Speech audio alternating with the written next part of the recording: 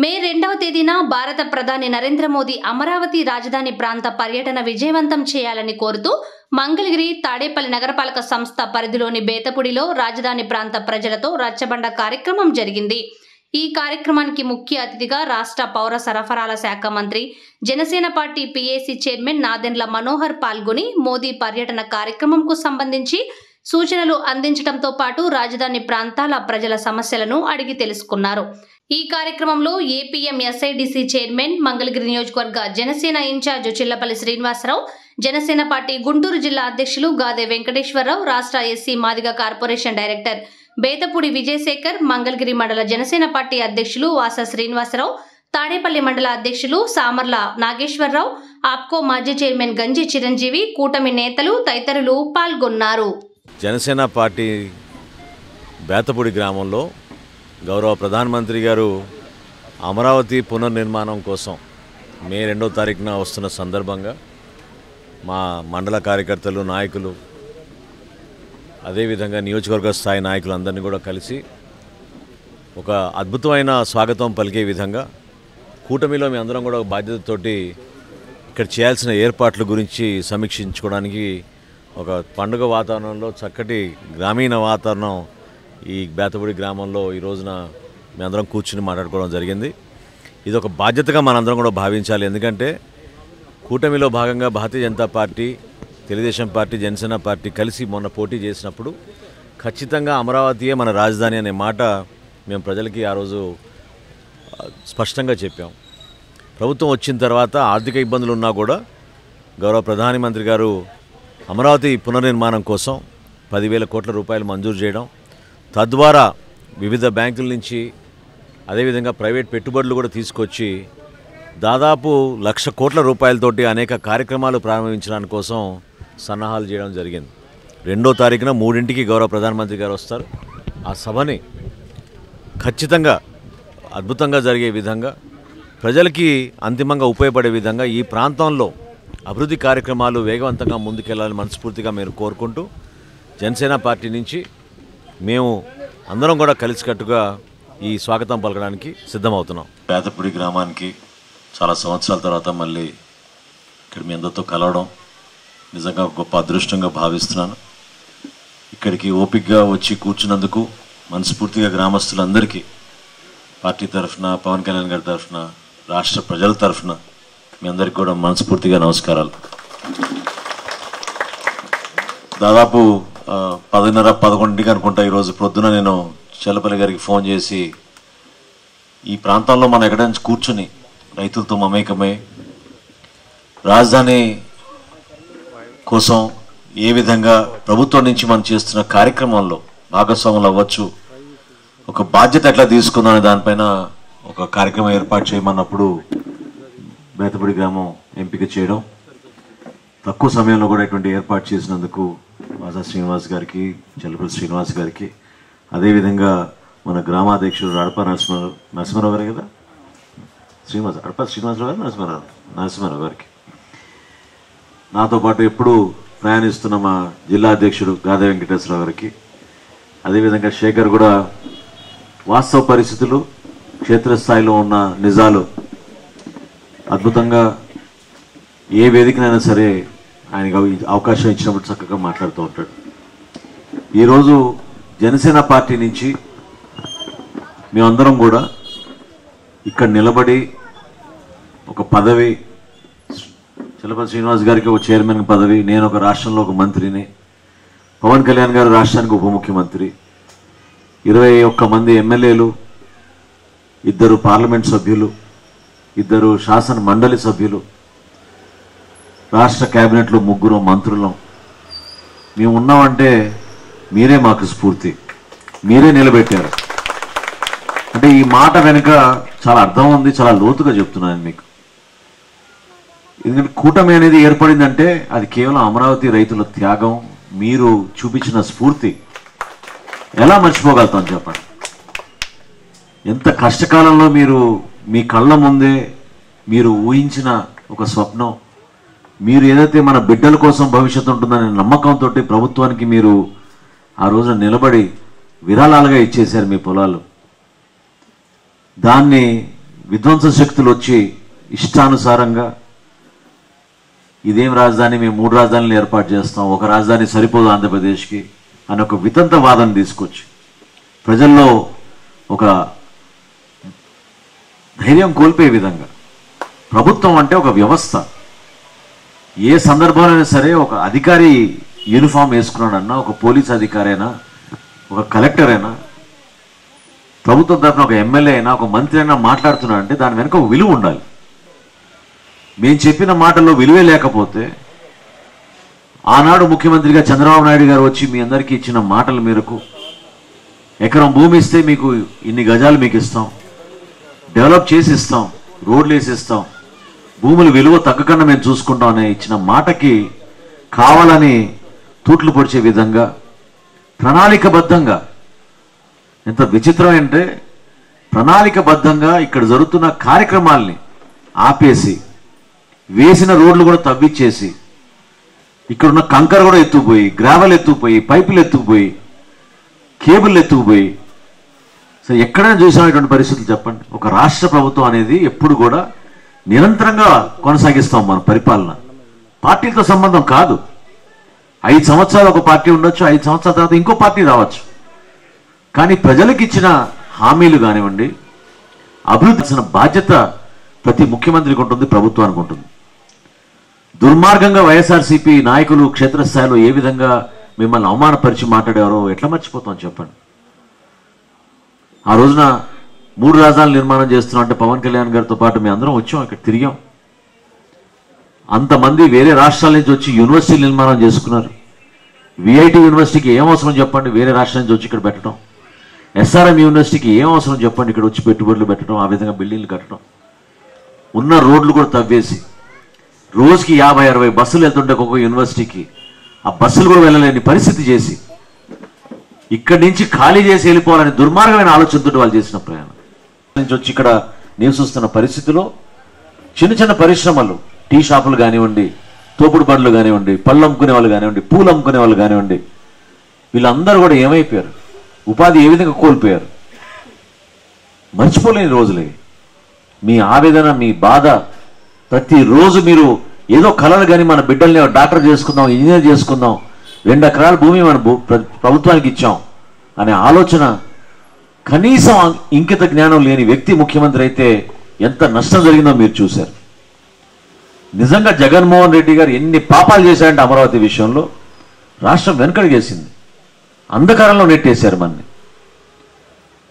ఒకరోజు 200 మంది మహిళలు వచ్చి మన జనసేన పార్టీ కార్యాలయంలో పవన్ కళ్యాణ్ గారితో ఈ విధంగానే కూర్చుని వాళ్ళు ఆ రోజు ఎంతో బాధతోటి వాళ్ళు ఇచ్చిన భూముల గురించి, వాళ్ళ బిడ్డల్ని చదివించుకోవాలనే ఆశ ఏ విధంగా ఉండిందో, ఈరోజు ఫీజు కూడా కట్టుకోలేని పరిస్థితి, చివరికి కౌలు ఇస్తామనే డబ్బు కూడా ఇవ్వకుండా రైతుల్ని మోసం చేశారే.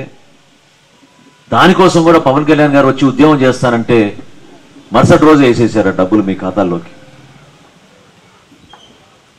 అక్కడున్న నాయకులతోటి పవన్ కళ్యాణ్ గారు చాలా బలంగా, చాలా తప్పు కేంద్ర ప్రభుత్వం చేస్తుంది, మీకు బాధ్యత లేదా, మోడీ గారే వచ్చి శంకుస్థాపన చేశారు అమరావతికి, ఈ రోజున ఎట్లా ఈ విధంగా విధ్వంసం చేస్తుంటే మనం ఊరుకోగలుగుతాం, మాకెంత బాధ ఉందో మీకు కూడా అంతే బాధ ఉండాలి. ఎవరో చేసిన ప్రచారం ఒక కులానికే ఉపయోగపడింది, ఒక వర్గానికే ఉపయోగపడింది, కొంతమందికే ఉపయోగపడిందనే ఒక వితంత వాదన తీసుకొచ్చిన దానికి మనం తిప్పి కొట్టాలి, బాధ్యత తీసుకోవాలని చెప్పారు. భారతీయ జనతా పార్టీ నాయకులందరూ కూడా కొంచెం ఆలోచనలో పడి 2020 సంక్రాంతి కల్లా భారతీయ జనతా పార్టీ జనసేన పార్టీ పొత్తులోకి వచ్చాం మనం. అదే మొట్టమొదటి అడుగు మనం ఆ రోజు వేసింది. ఎందుకంటే అదే మీ కష్టాలు, మీరు నిలబెట్టిన కూటమి ఇది. ఆ రోజు వేసిన ఆ మొదటి అడుగు మనల్ని 2024 ఎలక్షన్లో ఇంత అద్భుతంగా మీ అందరూ కూడా ఓటేసి గెలిపించారు.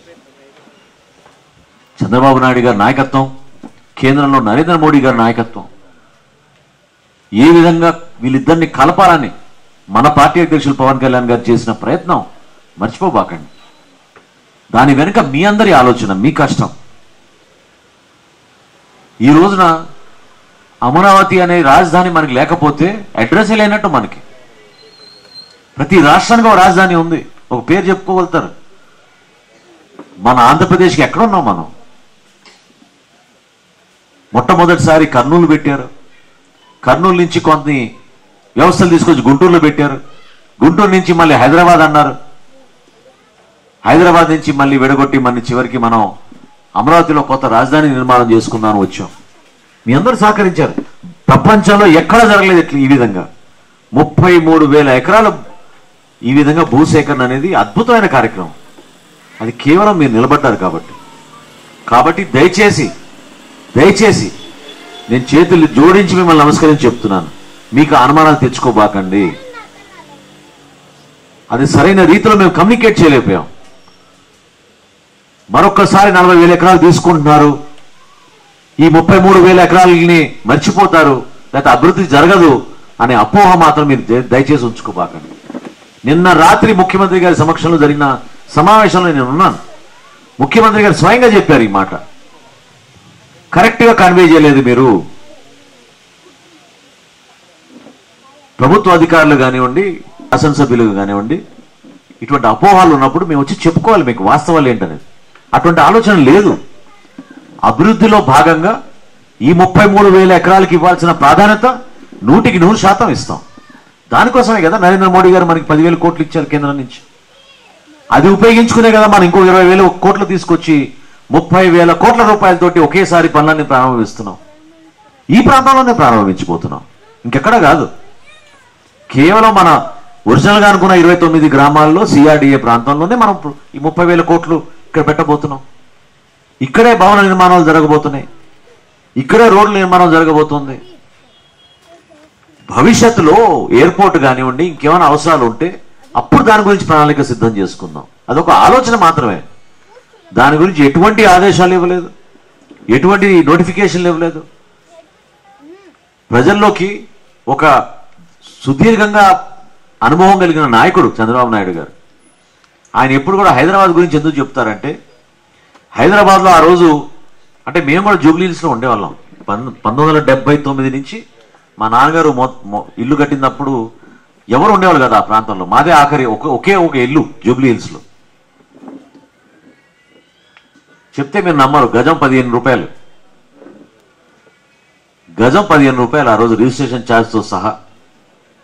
అదే జూబ్లీహిల్స్లో ఈరోజు గజం 4 లక్షల రూపాయలు.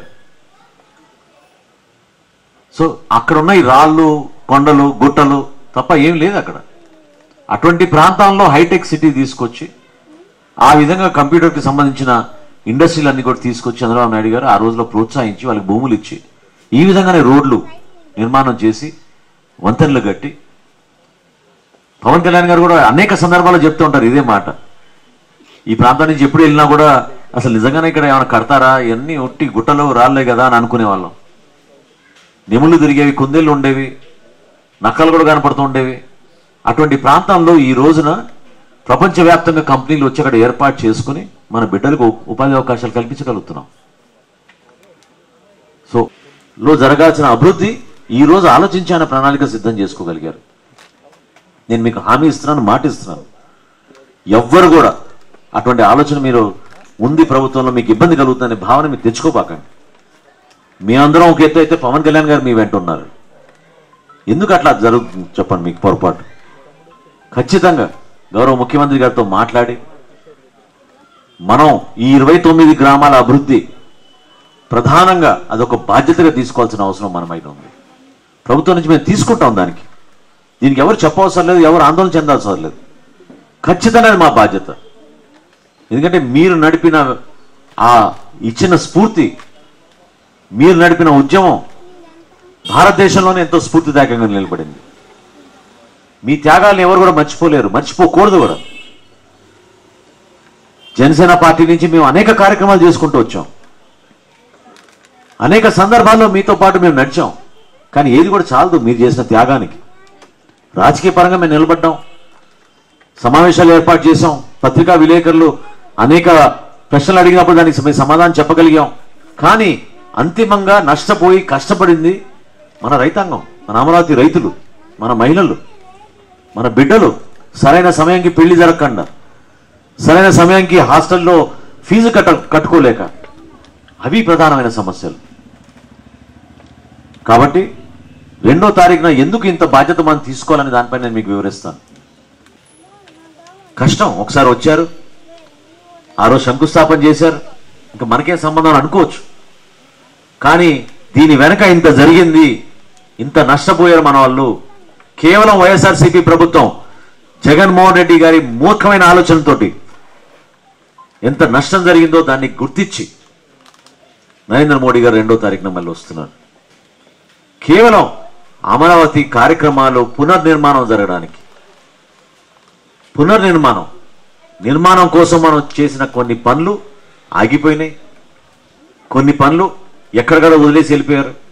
ఇవన్నీ మళ్ళీ స్టార్ట్ అవ్వాలంటే కొంచెం సమయం పట్టింది. టెండర్లు పిలవాలి, కాంట్రాక్ట్లు ఇవ్వాలి, వాళ్ళందరికీ మెషిన్లు తెచ్చుకోవాలి, మనుషులు తెచ్చుకోవాలి, మెటీరియల్ తెచ్చుకోవాలి. ఇవన్నీ రెడీ అవుతున్న తరుణంలో ఒక పండుగ వాతావరణం తీసుకొచ్చి దయచేసి మీరందరూ కూడా ఆ సభను విజయవంతం చేయండి. ఎందుకంటే మన బాధ్యత. ఈరోజు భారతదేశంలో ఉన్న పరిస్థితులు మీకు తెలుసు. ఏ విధంగా సరిహద్దుల్లో పాకిస్తాన్ వాళ్ళ లాంటి దేశాలు ఏ విధంగా మన ఇబ్బంది పెడుతున్నాయో. మొన్న కశ్మీర్ లోయలో అన్యాయంగా ఎవరైతే పాపం టూరిస్టులుగా వెళ్ళి సరదాగా గడుపుతాం, ఈ విధంగా ఒక బ్రహ్మాండమైన వాతావరణంలో కూర్చుని మన ఫ్యామిలీతో ఎంజాయ్ చేద్దాం, భార్య కళ్ళ ముందే ఒకే ఒక బుల్లెట్ తోటి చంపేశారు. వారి ఆవేదన వింటుంటే మొన్న మేము వెళ్ళినప్పుడు పవన్ కళ్యాణ్ గారు నేను అసలు నిజంగా మాకే చాలా ఇబ్బందిగా ఉండింది. బిడ్డల ముందు, భార్య ముందు మతం గురించి అడిగి ప్రస్తావించి దుర్మార్గంగా ఇటువంటి వ్యక్తులు మన దేశంలో అలజడి సృష్టించడానికి, ప్రశాంతమైన వాతావరణాన్ని చెడగొట్టడానికి, మన మధ్య మనకి తగాదాలు పెట్టడానికి వాళ్ళు చేస్తున్న తరుణంలో ఆ పరిస్థితులు ఉన్నా సరే నరేంద్ర మోడీ గారు 2వ తారీఖున ఖచ్చితంగా వస్తానని మొన్న కూడా చంద్రబాబు నాయుడు గారికి హామీ ఇచ్చి కార్యక్రమం ప్రారంభించుకుంటున్నాం.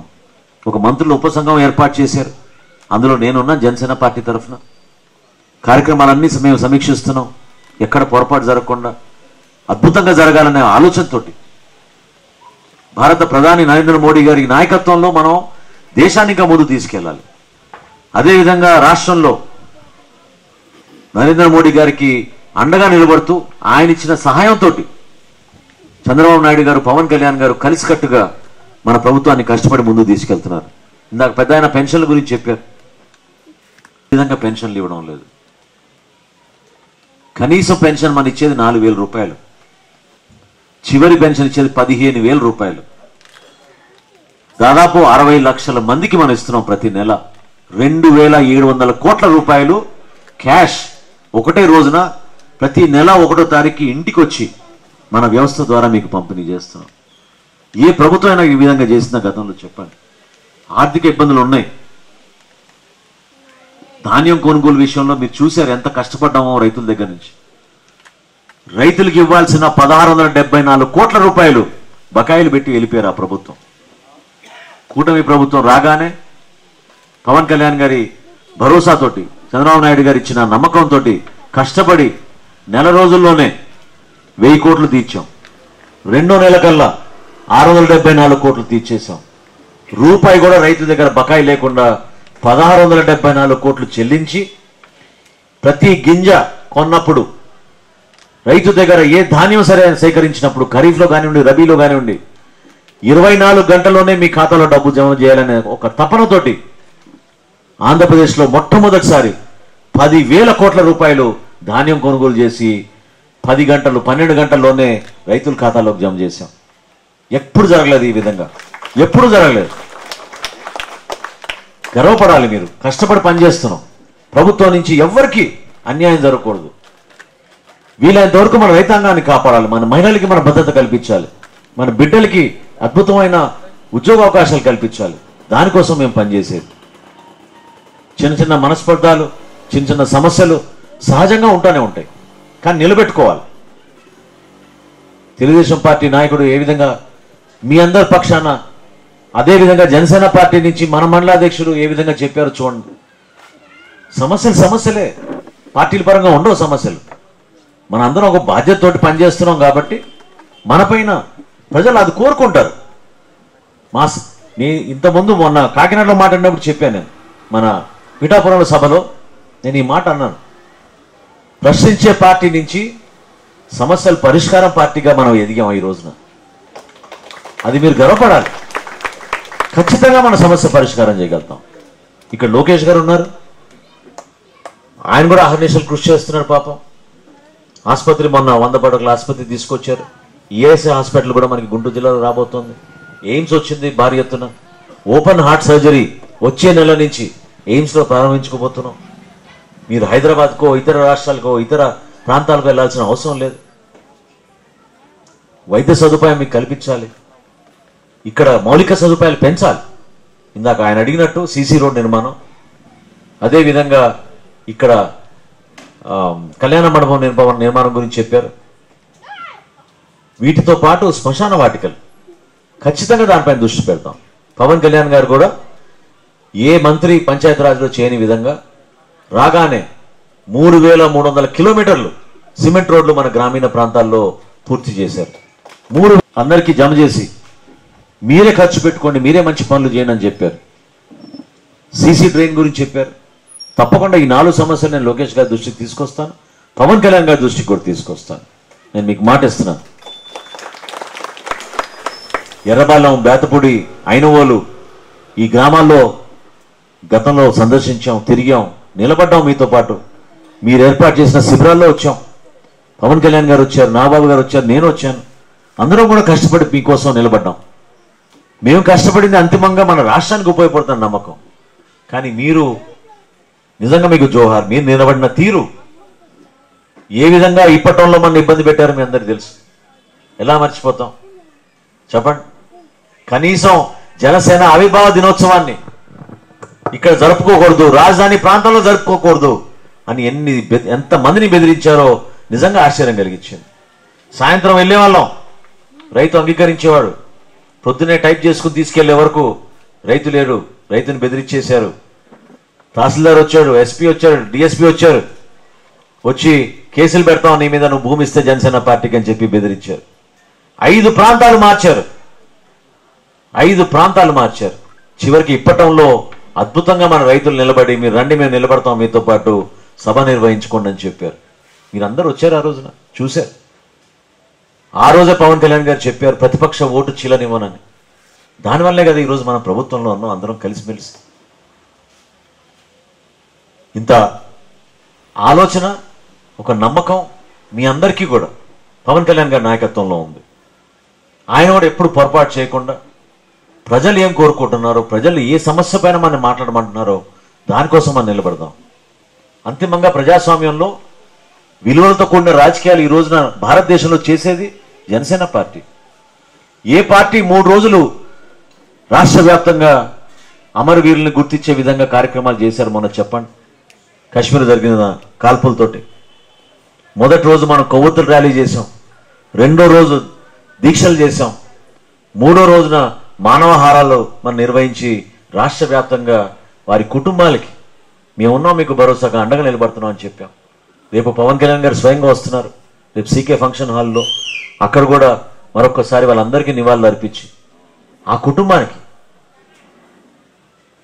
మధుసూదన్ గారి కుటుంబం చిన్న బిడ్డలు త్యాగం చేయడానికి వాళ్ళు మన దేశానికి వచ్చారు. చదువుకున్న వ్యక్తులు, కానీ చాలా సింపుల్గా, నిజాయితీగా, ఎవరిని మేము అడగకుండా మేము బతకాలనుకున్నాం, ఆ విధంగానే బతకాలనుకునే పరిస్థితుల్లో మా జీవితాలను ఇట్లా చేసేసారు ఏంటనే బాధ వర్ణించలేం. కానీ మనం నిలబడాలి, జనసేన పార్టీ నుంచి నిలబడాలి. దానికోసం పవన్ కళ్యాణ్ గారు రేపు ఆ సభను నిర్వహిస్తున్నారు. ఈ తరుణంలో దయచేసి మీరందరూ కూడా ఒక బాధ్యతతోటి, ఎందుకంటే మోడీ గారు వచ్చినప్పుడు మన రాష్ట్రానికి ఏ విధంగా మేలు జరుగుతుందో కూడా మీకు చెప్తాను. మొట్టమొదటిది ఒక నమ్మకం కలిగించడానికి కోసం. చాలామంది కాంట్రాక్టర్లు ఇప్పుడు కూడా నిజంగా డబ్బులు వస్తాయా, లేకపోతే నిజంగా పనులు చేయొచ్చా లేదా అనే ఆలోచన కొంతమందికి ఉండొచ్చు. పెద్ద పెద్ద సంస్థలకి, వాళ్ళందరికీ కూడా దేశ ప్రధాని వచ్చి మరొకసారి పునర్నిర్మాణం అనే మాటని కార్యక్రమాలు మొదలుపెట్టండి హామీ ఇస్తే తప్పకుండా దేశవ్యాప్తంగా మనకి ఆ కదలిక వస్తుంది. అదేవిధంగా ఈ ప్రాంతంలో పెట్టుబడులు రావాలి. ఇందాక నేను కొంతమంది యువతకు మనం ఉపాధి కల్పించాలనుకుంటే ఎక్కువగా మనకి ఇక్కడ అవకాశాలు సర్వీస్ ఇండస్ట్రీ. సర్వీస్ ఇండస్ట్రీతో పాటు మనకి ఇక్కడ ఎక్కువ కాలేజీలు వచ్చినాయి, యూనివర్సిటీలు వచ్చినాయి. ఇంకా కొన్ని యూనివర్సిటీలు వచ్చేటట్టు మనం అవకాశాలు కల్పించాలి. స్థానికంగా ఉన్న ప్రజలకి 100% నేను మీకు మాట ఇస్తున్నాను. స్థానికంగా ఉన్న ప్రజలకి రాజధాని నిర్మాణంలో పనుల్లో వాళ్ళు భాగస్వాములు అయ్యేటట్టు ఖచ్చితంగా ముఖ్యమంత్రి గారి దృష్టికి తీసుకెళ్లి, పవన్ కళ్యాణ్ గారి దృష్టికి తీసుకెళ్లి అది ఆ వెసులుబాటు కల్పించేటట్టు చేస్తాం. నిర్మాణం మీ చేతుల మీదనే జరగాలి. మీరిచ్చిన భూమి మన కోసం అమరావతి, దాన్ని మర్చిపోలేం. పూల తోటలు సంవత్సరానికి 3 పంటలు పండించుకునే ఈ ప్రాంతంలో ఇంత అద్భుతంగా మనం రాజధాని నిర్మాణం చేసుకుంటున్నాం. జనసేన పార్టీ ఎప్పుడు కూడా, మరొకసారి నేను నీకు మాటిస్తున్నా, మీకు మా నాయకత్వం సమిష్టిగా ఎప్పుడు పవన్ కళ్యాణ్ గారి ఆలోచన విధానానికి కట్టుబడి ఉంటాం. ఆ ఆలోచన విధానం ముందు మన రైతాంగం గురించి ఆలోచిస్తాం, మన మహిళల గురించి ఆలోచిస్తాం, మన బిడ్డల గురించి ఆలోచిస్తాం, మన ప్రాంత అభివృద్ధి కోసం ఆలోచిస్తాం. స్వార్థం కోసమో పదవుల కోసమో కాదు ఆలోచించేది జనసేన పార్టీలో. కూటమిలో భాగంగా మనకి బాధ్యత ఉంది. తెలుగుదేశం పార్టీ, భారతీయ జనతా పార్టీ నాయకులు మనం కలిపి ముందుకెళ్ళాలి. కలిసికట్టుగా మనం ప్రయాణం చేయాలి, అభివృద్ధి చెందాలి. భవిష్యత్తులో స్వర్ణాంధ్ర 2047 అనే కార్యక్రమాన్ని ప్రజల్లో తీసుకెళ్ళడానికి ఇదే మొదటి అడుగు. ఈ మెట్టెక్కితేనే మనం మిగతా కార్యక్రమాలు చేయగలుగుతాం. అమరావతి పునర్నిర్మాణం మే 2వ తారీఖున 3ంటికి మన భారత ప్రధాని నరేంద్ర మోడీ గారు వస్తున్న తరుణంలో మనందరం కలిసికట్టుగా ఒక అద్భుతమైన కార్యక్రమంగా దాన్ని విజయవంతం చేయాల్సిన బాధ్యత అందరిపైన ఉంది. ఎర్రబాలెం, ఇనువోలు, బేతపూడి పరిసర ప్రాంతాల్లో ఉన్న మన గ్రామస్తులందరూ కూడా నేను మనస్ఫూర్తిగా కోరుకునేది, మీరందరూ రండి, కదిలి రండి, ఈ కార్యక్రమాన్ని విజయవంతం చేసుకుందాం. మీతో పాటు మేము, మా అందరితో పాటు మన రాష్ట్రంలో ఉన్న నాయకత్వం పవన్ కళ్యాణ్ గారిది అద్భుతమైన నాయకత్వాన్ని ప్రజల్లో తీసుకెళ్దామని సందర్భంగా తెలుపుకుంటూ, ఇంత అద్భుతమైన అవకాశం కల్పించి ఇటువంటి వాతావరణంలో నిజంగా నాకు చాలా గుండె నిండిపోయింది. ప్రశాంతంగా ఉంది ఇక్కడ కూర్చుని మీతో అందరితో మాట్లాడడం. కొంచెం ఆలస్యంగా వచ్చినా కూడా మీ అందరితో పాటు కలిసి ప్రశాంతమైన వాతావరణంలో మన అభివృద్ధి కార్యక్రమాల గురించి, మన అమరావతి గురించి, ప్రధాని నరేంద్ర మోడీ గారి ప్రయాణం గురించి మనం మాట్లాడుకోగలిగాం. ఎప్పుడు కూడా మీ వెంటే ఉంటాం, ఏ సమస్య వచ్చినా మీ వెంటే ఉంటాం. మీకు ఎప్పుడు ఎటువంటి సమస్య వచ్చినా, ఏ సందర్భంలో మీరు మా దృష్టికి తీసుకురావాలన్నా మీరు ఏ మాత్రం వెనుకడుగు వేయకుండా ధైర్యంగా మీరు అడగండి, మేము చేస్తాం. కరెక్ట్గా సమాధానం చెప్తాం. అది మాత్రం నేను మీకు 100% మాటిస్తున్నాను. అబద్ధం చెప్పాల్సిన అవసరం లేదు. నిజాయితీగా నిలబడతాం, విలువలతో కూడిన రాజకీయాలు చేస్తాం. జనసేన పార్టీ దానికోసం కట్టుబడి ఉంటుందని మరొకసారి మీకు తెలుపుకుంటూ సెలవు తీసుకుంటున్నాను. జై జనసేన, జై హింద్. ముందుగా నిలబడ్డారు సార్. ఎప్పుడు కూడా ఈ గ్రామ ప్రజలు జనసేన పార్టీకి ఎల్లవేళలా రుణపడి ఉంటారు సార్. అయితే కొన్ని అనుమానాలు, అపోహలు రైతుల్లో, ప్రజల్లో మిగిలినాయి సార్. మరి ముఖ్యంగా ఏంటంటే సార్, ప్లాట్లు ఇచ్చారు, ప్లాట్లని అభివృద్ధి చేసి అందించలేకపోయారు. ఆ ప్లాట్లు పేపర్ మీద వరకు మాకు ఉన్నాయి. పిల్లల చదువులకు కానీ లేకపోతే వివాహాలకు కానీ డబ్బులు లేక ఆ ప్లాట్లు ఎక్కడన్నా బ్యాంకులో పెట్టుకోవాలనుకుంటే బ్యాంకర్స్ వాటిని అలో చేయట్లేదు సార్. బ్యాంకర్స్ వాటిని పెట్టుకొని తనఖా పెట్టుకొని లోన్లు ఇచ్చే పరిస్థితి లేదు సార్. అదొక పాయింట్ చాలా మందిలో ఇబ్బందికరమైన పరిస్థితిగా ఉంది సార్. దాంతోపాటు భూమి రాజధాని నిర్మాణానికి ఇచ్చారు. రైతులతో పాటు రైతు కూలీలు కూడా ఉన్నారు సార్. రైతు కూలీలకు ప్రభుత్వం నెలకు 5,000 పెన్షన్ ఇస్తుంది సార్. కానీ ఈ రాజధాని నిర్మాణం వేగంగా జరుగుతూ ఉంటే అక్కడ జరిగే ఆ పనుల్లో ఈ కూలీలు ఎవరైతే ఉన్నారో, వ్యవసాయ కూలీలు ఎవరైతే ఉన్నారో వాళ్ళకు కూడా అక్కడ ఉపాధి దొరికితే ఎంతో కొంత వీళ్ళ జీవితాల్లో అది కూడా ఉపయోగపడుతుంది సార్. రాజధాని నిర్మాణంలో జరిగే పనుల్లో వీళ్ళని కూడా భాగస్వామ్యులు చేస్తే ఉపాధి దొరుకుతుంది సార్. దీంతో పాటు సార్ ఇంకొక point sir, degree graduates, post graduation complete చేసి ఎంతోమంది హైదరాబాద్, బెంగళూరు ఇట్లా వెళ్ళిపోయి ఉంటున్న పరిస్థితి సార్. చాలామంది ఒక హోప్ ఏంటంటే సార్, అమరావతిలో కూడా ఐటీ ఇండస్ట్రీని బిల్డ్ చేస్తే మా బిడ్డలు ఇక్కడే ఉంటారు కదా, దూర ప్రాంతాలకి వెళ్ళాల్సిన పని లేకుండా అన్న ఒక ఆలోచన చాలా మంది రైతుల్లో ఇక్కడ రాజధాని యువతలో కూడా ఉంది సార్. వీటన్నిటితో పాటు రీసెంట్గా వచ్చిన 44,000 కొత్త పూలింగ్, మళ్ళీ 11 గ్రామాల పూలింగ్ అనే విషయం మీద కూడా అందరూ ఆలోచన ఏంటంటే దీన్ని డెవలప్ చేస్తూ దీంతో పాటు అవి కూడా ఆ పూలింగ్ కూడా వెళ్తే అప్పుడు బాగుంటుంది కదా అన్న ఆలోచనతో చాలామంది రైతులు వాళ్ళ మనసులో ఆలోచన పెట్టుకొని ఉన్నారు సార్. అందుకని రాజధాని రైతులు, బేతపూడి గ్రామ రైతుల తరఫున ఇక్కడ ఒక వ్యవసాయ కూలి కొడుకుగా నేను మీ దృష్టికి తీసుకొస్తూ ఉన్నాను సార్.